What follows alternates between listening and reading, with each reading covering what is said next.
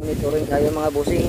Ngayon ika 25 days sa bulaklak na inisprihan natin. Yung 23 days siya. So ito yung problema dito sa area ko mga bossing kasi mataas. Yan. 25 days ngayon pero yan, tingnan nyo, grabe yung lakas ng hangin dito mga bossing. Yan, hindi makapenetrate yung mga pollinator natin kapag ganito ka lakas ang hangin. Yan, oh. Sobrang lakas talaga ng hangin dito.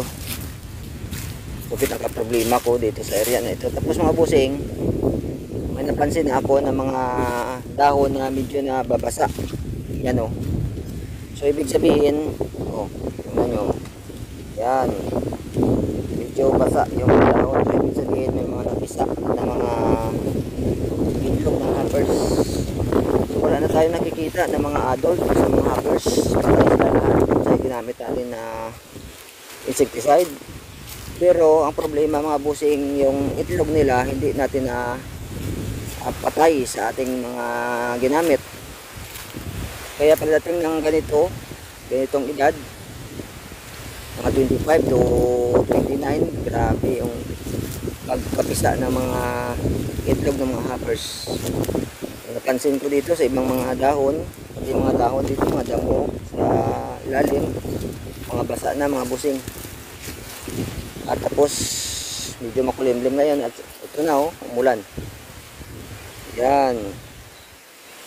Umuulan na mga busing. Yan. Ito ay pinapakita ko sa inyo para kung ano man ang mangyari sa ating inisprayan, hindi kayo mabigla kasi napakaganda ng takbo ng bulaklak natin. Kung mapilier man at ito o hindi. So at least may idea na kayo sa panahon natin ngayon. Madilim at saka umuulan. Yan. Maghanap muna ako na masisilungan mga busing. Yan, 25 days ngayon. At ulan ang nandito, hangin at saka yung mga itlog ng hoppers napisa na. Nagupisa na silang napisa. So, may mga pollinators na tayo dito mga busing.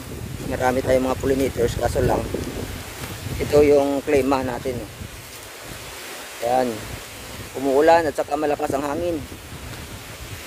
So abang-abang lang kayo mga busing kasi lahat-lahat i-update ko kayo kung anong mangyayari dito sa mangga natin. So panood lang kayo sa susunod na video na gagawin ko kasi sa sunod na mga araw mag-i-spray tayo ulit.